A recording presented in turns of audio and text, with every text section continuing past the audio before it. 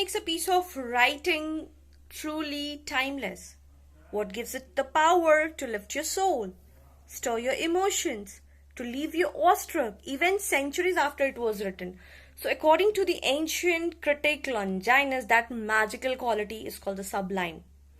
And today we are going to deal it with how the words doesn't make you feel elevated but also gives you the power to elevate the human spirit through the words. Assistant Professor, welcome back to Winglish by Pooja Singh. So today we are going to deep dive into what is sublimity, and in this video Longinus has said what about the poet, about the grandeur, about the nobility, about the emotional force of language that can shake the audience to its course. He does not teach us about what's the grammar rule, what is the perfect grammar or the polished arguments. He has talked about the nobility, how you can write a good poet. So let's dive into it without wasting any time. And yes, this is day 4 of our literary criticism. So let's get started.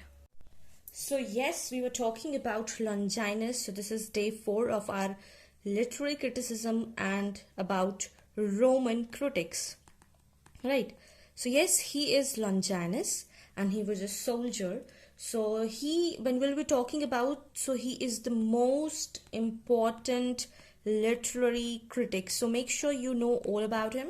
So the very first thing we'll be knowing about his background. Longinus is believed to have lived in the 1st century CE, and although there are some regarding the exact timing, so we won't go in the detail of it. So the work On the Sublime is important. You have to read this in detail. And this has been said that it might have been written by Cassius Longinus, a Greek rhetorician and a philosopher from the 3rd century CE. Due to the lack of concrete evidence, so it is debatable. Okay, debatable, but a lot of things are happening. So despite the mystery around his identity, his ideas have had a lasting impact on literary aesthetics. Right. So major work is the On the Sublime. It is very important, very important. Okay. So, and if you'll talk about, he is the first romantic critic he's the first romantic critic, and it is said by James Scott. So make sure you remember these all things. This has been asked about Longinus. And also when we'll talk about he was inspired by whom, like we saw, Horace was inspired by Aristotle, but Longinus was inspired by Plato. Okay, so these are the things that you have to remember. Now this treatise is addressed to a name called Posthumus Tarentinus, and this has explored the nature and the effects of the great writing, how writing elevates the mind and the spirit of the reader. So if you are a person, if you're a good person, if you are having good thoughts, then only you can write good thing. Otherwise you won't be able to write thing. Right. So now we'll be talking about all the important facts and figures of the On the Sublime. Very important. And when we used to read in our post graduation, our teacher used to say a lot of things, and he has given a lot of brief description about it. So how it is going to fall, how it is going to elevate the mind. So we had a great class. On the Sublime is not a systematic manual. It is not a systematic manual, but it is a philosophical discussion how literature can reach greatness. कैसे आप लिखेंगे that will stay in the minds of the reader and that lasts forever, right? It should be that. Then according to Longinus, the sublime is that which elevates the soul. It should elevate your soul. If you're reading it, you should be happy. Each and every writer wants you to read and be happy. So sublime writing has the power to transport the audience, inspire awe, and create an overwhelming emotional part. So this means when you are reading it, it should bring a smile on your face, and that should be the sublime. That should be the particular time. Okay. He distinguishes between the technical skill and the true greatness, arguing that which rules are important, genius and inspiration, and what truly elevates the piece of writing. Right? What did he say? He say it is an epistolary book. Make sure you remember this one. It is an epistolary book. So you read, so you understand this thing. He has said that what are the strong writing and the weak writing, right? He said that quality of greatness, right? He has given 5 sources that you can make sure whether a piece of writing is a true written in sublimity or not. So greatness of thoughts. What does greatness of thoughts means? A writer must possess novel and elevated ideas. Suppose you are a thief. You are a thief. You are a beggar. You are a narcissist. Will your thoughts will be noble? Do let me know in the comment section. If you are a thief, if you are a beggar, if you are a narcissist, if you are a sadist, will your thoughts will be elevated? Will your thoughts will be noble? No. Only if you are a good person. Only if you are a good person. Only if you are a kind person. Only if you are a kind person. Only if you are Mahatma Gandhi. Only if you are Swami Vivekanand. Only if you are Narendra Modi. Only if you are Sashi Tharoor. Only if you are Shakespeare. Only then your thought will have greatness. Otherwise, no. Right? So a thief cannot write a good poem and a drama. If a writer is writing, his soul is filled with the grandeur of thoughts. Noble. It should be noble. It should be lofty. Right? So sublime thoughts come from great mind, not just language. It should be thoughts, should be elevated. Right? Now, we'll move to the next. Strong and inspired emotions. What does that mean? It should be natural. It should be natural, right? It should not be artificial. Artificial nahi hona chahiye. It should be natural. Emotions should be expressed.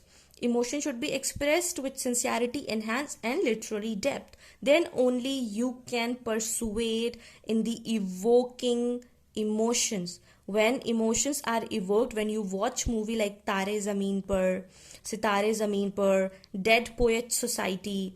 So these are the thing which makes your emotions come out, and that is a lofty sound. That is the emotion. That is a strong, inspired emotion.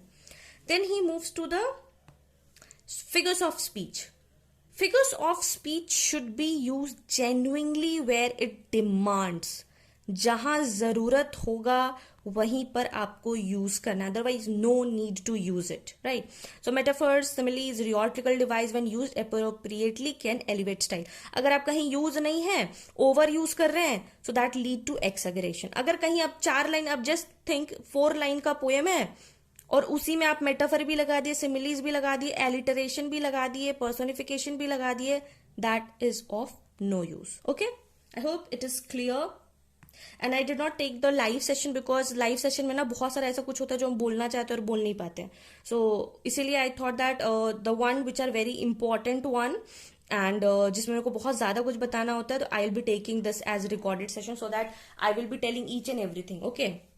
Then the noble diction, the choice of words, proper arrangement and rhythm matters. Elevated vocab, harmony in language that makes text sublime. What does that mean? So any good work will have the rhythm, harmonies. It will give you pleasure. Ultimate thing is pleasure. If you are getting pleasure or not. If you are able to persuade your reader or not. क्या आप अपने reader को provoke कर पा रहे हैं? Whether just think, I am teaching you. Are you convinced? Are you convinced with my teaching? Do let me know in the comment section that how do you like my teaching? And this is I will be taking as my feedback. If you're watching this video till here, please I request all my viewers to give me a honest feedback on how I teach you.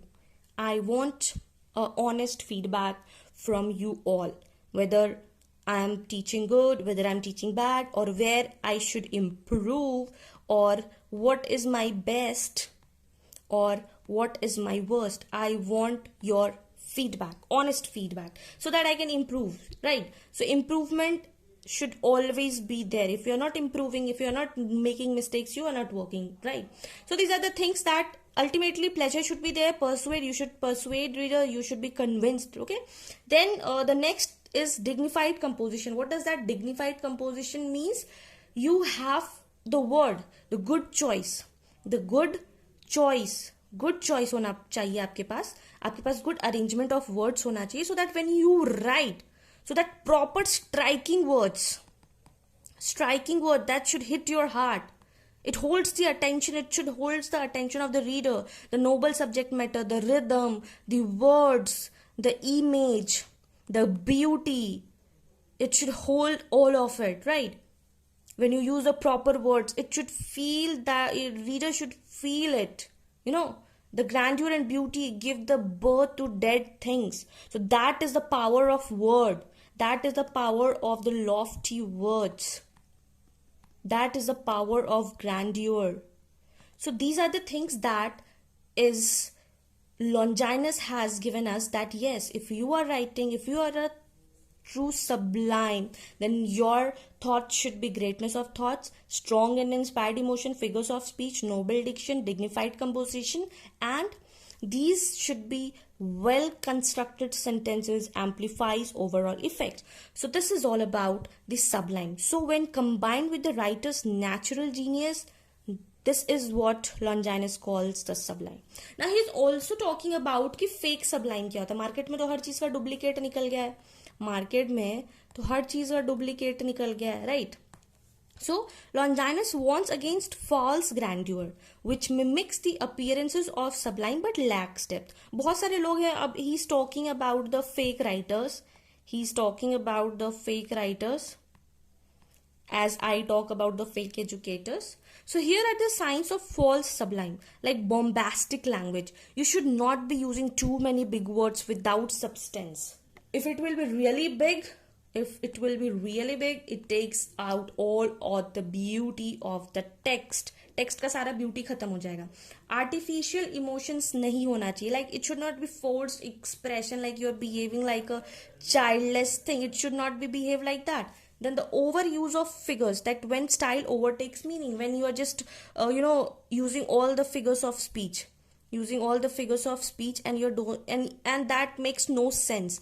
You should be knowing where you have to use. When you are comparing two things, you will be using simile.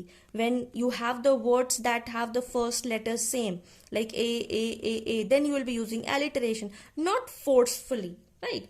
Then poor taste, mixing elevated style with vulgar content. That he says that you should not use vulgarity in your content. If you are using that, that's the false sublime.